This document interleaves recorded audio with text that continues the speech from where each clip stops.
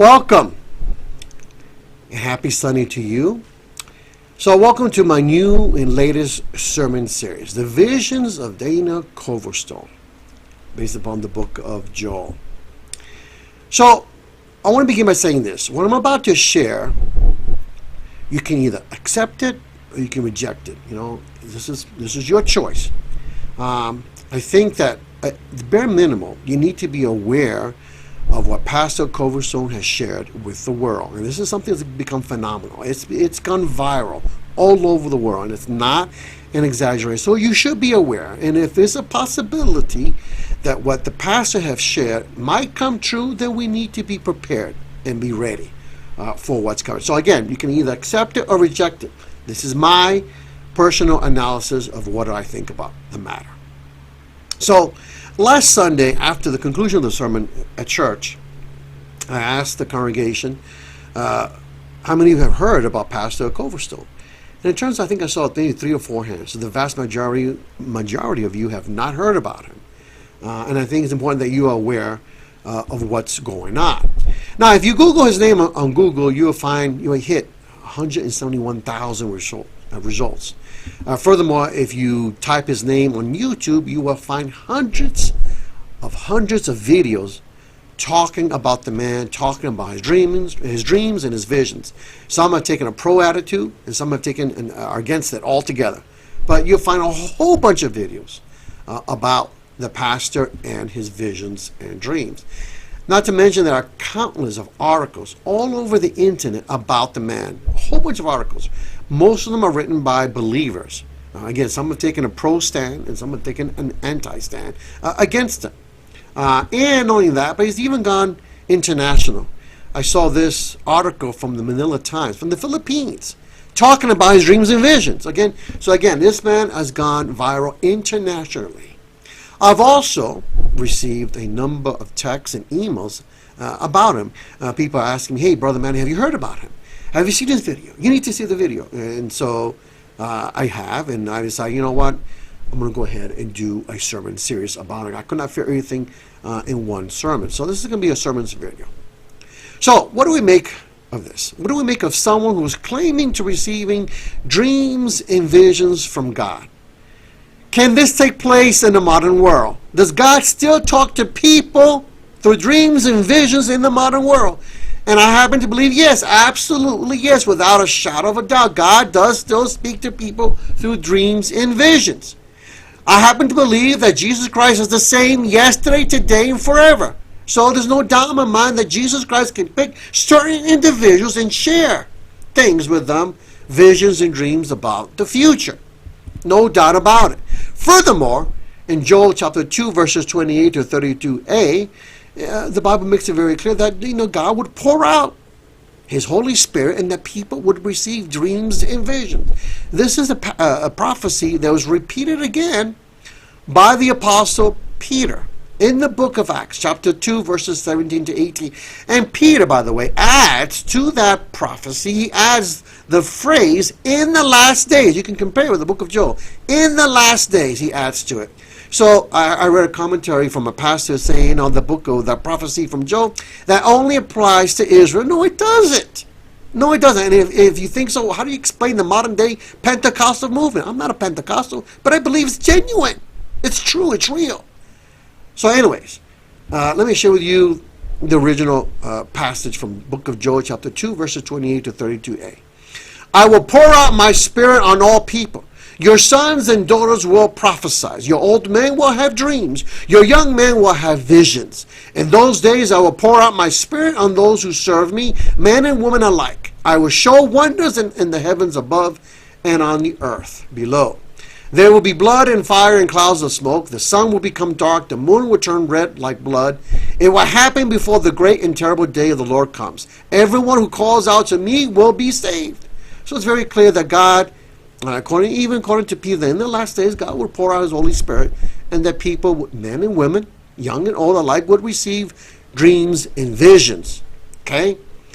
And there's no doubt that Christians from all over the world, regardless of what denomination, across denominations, are in fact receiving dreams and visions. And indeed, if you go on YouTube and you try visions from Christians, you're going to find thousands upon thousands of Christians sharing their dreams and visions on YouTube. And get people from all over the world. Now, are we to suggest that all these Christians who are sharing their dreams and visions, that all of them are having dreams and visions from God?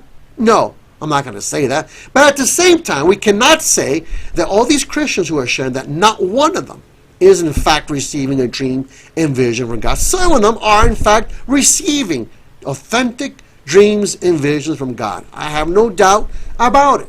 And of course, yours truly know that I have shared my storm dream from the fall of 2000. I shared that repeatedly because I knew something big was coming to this nation, to this world. And then I shared up a follow-up storm dream on May the 9th. I had that dream on May the 9th of 2020. And in that dream I shared that I saw one storm ending, and then I saw another storm, this huge, massive storm coming from the east. And I knew in the dream, and I think I even shared that in that sermon, which, by the way, I talked about all this stuff and that storm sermon series, which I'm going to post a link at the conclusion of this message. And so anyways, I shared in that dream from the May dream that I knew that we were several months away. It was in the summer. And so I thought, okay, we're going to be safe during the summer. But that storm that I saw, it's coming. It's coming. It's months away, but it's coming, right? And then it turns out, September 13th, just a few weeks ago, a couple weeks ago or so, I had this dream. It was a short little dream, but it was another storm dream. And in that dream, it began where I was in my house. I was talking to my wife.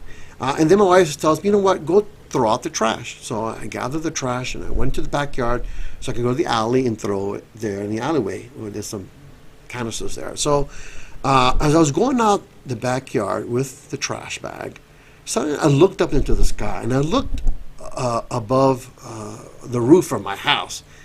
And there I saw something that absolutely startled me.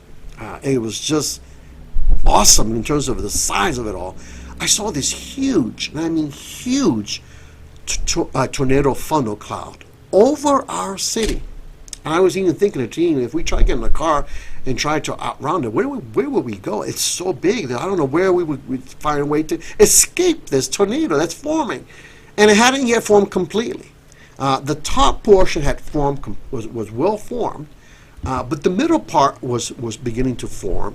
And of course, the bottom part had not yet formed. But I could see the clouds twirling and starting to form the middle portion of the storm, of this tornado. And again, it was just massive. And it took me a long time to find these pictures to get a good description of what I saw in that dream. And then shortly thereafter, staring at this, I was just so startled by it all and the immensity of it all that I woke up. And as I woke up, immediately the thought came to mind, we're just weeks away. We're no longer months away. We're weeks away from whatever's coming. We're weeks away from the storm being unleashed in its full fury, whatever it may be. Weeks away. So that's what I had on September 13th. In either case, we Christians, if someone says, I had received this prophecy, I got this vision, we're commanded to test the spirits, test it to see if it's from God or not from God. And this is what we told in 1 John chapter 4, verse 1. Dear friends, do not believe everyone who claims to speak by the Spirit. You must test them to see if the spirit they have comes from God. For there are many false prophets in the world. And of course, one of the things that John says that, if they can proclaim that Jesus Christ is the Christ and he's the Son of God, then the person might most likely be speaking of the truth. But if they cannot affirm that Jesus Christ is the Son of God, and then that person probably is not speaking from the truth, right? So that brings us to this pastor, Pastor Coverstone. Who is this man? So it turns out that he's a small-time pastor from Brooksville, Kentucky, in the middle of nowhere. And when I say small-time, I'm not exaggerating. Brooksville, Kentucky is less than 1,600 people, less than 2,000 people in a small town or small city. And that's where he originated. He's not some big shot pastor and does not have a mega church. This is his congregation. Living Word Ministry from the Assembly of God. So he's an Assembly of God pastor. He's been a pastor for 29 years. And he's been a pastor of that congregation nearly 10 years. In fact, October of 2020, he would have been a pastor of that congregation for 10 years. So he's been there for quite some time. And even though on the picture it looks like it's a big church, it turns out it only has about 80 people going to that church. So he doesn't have, again, a big mega church. Not by any means. A typical congregation that many churches are found across this nation, from across denominations. And in fact, because he only has about 80 people going to that church, they don't give enough offerings to support him and his family full time. And so he even shared that he has a part-time job at the local hospital just to make ends meet. Okay? He's not out there to become rich as a result of the ministry. And in fact, he's against all those prosperity gospel preachers out there trying to teach about sowing your seeds, sowing your money, and God will bless you and multiply your seeds, and you'll be financially blessed. And none of that. He's against all those false teachers who teach this stuff. Okay? And we have many of them here in America, many of them, unfortunately. But they have a lot of influence in this nation. You know, these are the famous TV preachers you see on TV. And in watching his videos, it's very clear to me a couple of things. That this man is clearly sincere, and furthermore, that this man is a humble man. That's something that comes across. And people who have seen this stuff, his videos can pretty much reach the same conclusion about that. I also saw, when I was doing research about this pastor, I came across this video. And it turns out that the man you see there on the screen is a retired pastor from the Assembly of God. He personally knows Pastor Coverstone. In fact, he's known him for nearly 33 years. In fact, I think he even went to seminary with him. Now, when he shared this video, when he posted this video, it was not to defend him. You can see it's very obvious. The reason why he posted this video, he wanted to talk about the visions. You know? He wanted to give his analysis, his interpretation of the dreams and visions that Pastor Coverstone has received. But he goes on to say, look, I know this man, I've known this man for 33 years, and I can also tell you that this is a man, and I quote, of honor, integrity, and great humility. And if he says this, I believe. Whatever he says, I believe. Because he knows that he's not going to make things up. So there are people who can testify to his reputation. He's been married to the same woman. You can see the picture of his family there for the last 26 years of his life. He's got 3 adult children. His ministry has been scandal-free. Scandal-free, right? And that's important to point out because, you know, the Bible tells us that, you know, this is the type of leadership that he wants within the body of Christ, within the church. 1 Timothy chapter 3, verses 2 to 3, besides the fact that Jesus tells us you should know them by the fruit that they produce. You know a tree by the fruit that they produce. So his integrity is impeccable. So anyways, this is what the Bible tells us from 1 Timothy. So an elder of the church must be a man whose life is above reproach. He must be faithful to his wife. He must exercise self-control, live wisely, and have a good reputation. He must not be a heavy drinker or be violent. He must be gentle, not quarrelsome, and not love money. I think that Pastor Coverstone qualifies in all these areas. So that brings us to this little video that he posted on June 25th, 2020, on Facebook. He didn't post it on YouTube, but he posted it on Facebook, 16-minute long video. And little did he know, when he shared this dream with his family and friends and with his flock, little did he know the phenomenon that he would cause. And it turns out this video went viral almost immediately. It was something incredible to see how viral this video went. It already has 3 million views. And again, from people from all over the world. On YouTube, there's been a number of people who have uploaded the video that was posted on YouTube, on Facebook, onto YouTube, several of them. This one in particular has the same exact video that's found on Facebook, has already nearly 1 million views. So millions upon millions of people, mostly believers from all over the world, have seen this video. Not to mention all the commentaries. You can find so many commentaries on YouTube. Pastors and lay people across denominations from all over the world, they give their take, their interpretation, their analysis of Pastor Coverstone's dreams and vision. The response was so phenomenal and so unexpected and so overwhelming Then on July the 4th, he posted up a follow-up video on Facebook talking about the response he received, which just taken him aback, and he did not see us coming at all. And this is nearly a week and a half after he originally posted that video from June 25th. And this is what he shares in that video from July the 4th, how this video has changed his life, something he did not foresee coming. He says this: he's received thousands of emails, again, from people from all over the world. His desk is full of letters, books, and manuscripts. Some people are sharing books and manuscripts as to endorse, so that he will endorse them. He has also received, on average, or back then at least, 1,500 friend requests every single day. He went from having 200 friends on Facebook to over 14,000 friends on Facebook. This is a congregation, his church, on average would receive 10 phone calls per week. So if he worked there 5 days a week, it's about 2 phone calls per day. He went from having 10 phone calls per week to having 300 phone calls every single day. Can you imagine that? I cannot imagine that. And finally, people from all walks of life, cities, have driven to his church to talk to him. One person drove all the way from Kansas City just to talk to him. Not to mention all the phone calls he has received from people from all over the world trying to talk to him, trying to analyze the dream with him. He's also received a number of negative feedback, again, from people from all over the world, including Christians from all over the world. He has been called a crackhead, a Satanist, just because he shared this dream, and he has repeatedly been called a false prophet, too many times to count. And he's also received offers to make money. We got people in investment in the stock market asking, hey, you know what, we can get in the stock market, we can make a lot of money with your insight. Do you want to make money? Of course, he's turned it all down. But imagine that. People trying to make money off his dreams and visions. He has also received offers from other congregations saying, hey, you know, we would like you to be our pastor in our congregation.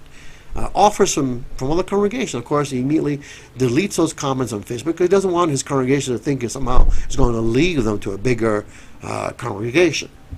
And finally, this is something he has said has brought stress and strain to his marriage, to his family, to his children, and to his church. Again, none of this he foresaw when he posted his little dream on June 25th. Now, on the good side, he has said that people from all over the world have also contacted him, telling him, you know what, this confirms what I have seen, what I have dreamed. And secondly, he has also been told by Christians from all over the world that they have started prayer chain or prayer groups in the congregations, praying for what might happen later on this year, because this is something that's going to affect the whole world eventually, if it's true. But people are praying about what's going on, what's going on in the world, what's going on in our nation, and what might happen later on in the year as a result of our elections. He shared these words in that video from July the 4th. He said this: I'm not a prophet. Something he has repeatedly said again and again and again. I'm not a prophet. I'm just a pastor who had a dream. That's all. I've shared that dream to wake up the church. I've shared it in obedience to God. It has changed my life. My life will never be the same again. And this clearly is no exaggeration. So, finally, we can get to the content of his dream, the one he posted on June 25th. So he begins by saying, you know what, back in December of 2019, I had this dream. And in the dream, I saw this calendar. And it was flipped to January, and I saw it being flipped to January, and then February, and then finally it landed on March. When it got to March, I saw this finger, and the calendar was tapped 3 times. 3 times. And after it was tapped 3 times, he knew that something was going to happen during the March of 2020. Didn't know what it was, but he knew from that tapping, and in fact it was emphasized that something was going to happen March of 2020. Then the calendar was flipped in April, May, and finally it got to June. When it got to June, once again, the finger tapped 3 times. And this is what he saw in the dream. I'm going to share word for word what he shared. He said this: then in the vision, I saw people marching. I saw protests. I saw people wearing masks. I saw lines going into hospitals. I saw typical medical doctors with needles or syringes. I saw people on ventilators. I saw people who were very, very sick, very, very ill. I saw newspaper headlines trumpeting thousands of people getting sick. I saw ambulances just flying down roads, and then I saw cities on fire. I saw buildings being burned. I saw protesters with masks. I saw people who had their fist in the air. People who were yelling and screaming, angry at the world. I saw courthouses. I saw state houses surrounded with protesters. I saw people who were mad at the world. I saw guns, shotguns specifically, put in the air, and I saw barriers within cities. And at conclusion of this dream, from December of 2019, you heard these words, a voice that said, brace yourself, brace yourself. Said it twice, and then he woke up from his dream. Now the word brace, has many, it's a noun and a verb, and has several definitions, but as a verb, brace yourself, the first definition of brace yourself is to prepare oneself for something difficult or unpleasant. In other words, prepare yourself because something is coming, and it's not going to be pleasant for people in this nation. So he knew, after he woke up from his dream, he knew that something was coming in March of 2020 as well as June of 2020. And he went ahead and he shared this dream with the men from his prayer group, from his congregation. And he told them the dream. He gave them the time frame, March and June of 2020. So when March came along and the pandemic hit, he immediately knew that this was a fulfillment of what he saw about March. He knew it. And of course, the rioting exploded during the month of June. It started out in late May, but they exploded in June. And again, he saw this as being fulfilled. This was in his mind a prophetic fulfillment. And again, indeed, if this is all true, that he had the dream in December 2019, this is definitely a vision that he received from God, because no one could have foreseen what is happening right now. No one. So this is indeed a prophetic fulfillment, if indeed this is the vision that he had from God. And in fact, to back up his case that he shared this dream with his men from his congregation, he shared this video on June 3rd. I think it was his son that took this video. It was a 2-minute video of 2 board members from his congregation, a man who are not socially media inclined, not internet inclined, who confirm and testify that yes, Pastor Coverstone shared this dream with them in December of 2019, and they can back it up and confirm that he's not lying, that he actually did share this dream to back up his case. And you know what? Turns out that this would come to an end. I mean, this dream would have come to an end. That was all there is to it. But it turns out in that same video of June 29, he shares a follow-up dream that he had. And then he devotes the rest of the video talking about the follow-up dream he had on June 22nd. It was a Monday night. And then he says that dream began with a white figure, which he identifies something holy, sacred, and most likely the Holy Spirit, that said to him, Part 2. This is part 2 of the original dream and vision he had from December of 2019. So the calendar is flipped again. He sees July and August and then September. And then September, that same finger taps it 3 times. Later on, another vision he had, very clear God was calling him to pray and fast during the month of September. And in fact, right now, so that's exactly what he's doing. He's been praying and fasting during the month of September. He's invited other Christians to join him in prayer and in fasting. And then it flipped again, October, and then November. And then once again, the finger was about to tap it 3 times. The first time, the second time. But before the finger could tap it a 3rd time, suddenly you see that fist turn into a fist and punch through the month of November, and then suddenly the calendar explodes, and he sees the numbers all flying all over the area. And then this is what he saw. And again, once again, I quote word for word of what he saw for November of 2020. The next thing I saw was armed protesters. I saw fighting in the streets. I saw people pummeling one another. I saw businesses shuttered and shut up. I saw schools closed. I saw schoolrooms with cobwebs hanging in them and like things like paper falling off the wall and posters, like no one had been there in them for months. I saw bank buildings with the roof being taken off. Money was flying through the roof into some type of like a vacuum cleaner. It sounds kind of strange, but I was watching wealth just being taken, just disappearing. I saw politicians in back rooms making deals with people who were obviously protesting, patting people on the back and laughing and smiling and smirking that all this was going on in this nation. I saw monuments. I saw Washington, D.C. burning. I saw Washington, D.C. blazing. I saw fires everywhere. I saw military things taking place. I also saw no sign of President Trump. I saw no sign of leadership in Washington, D.C. I saw people hiding in their homes and garages. I saw churches being burned.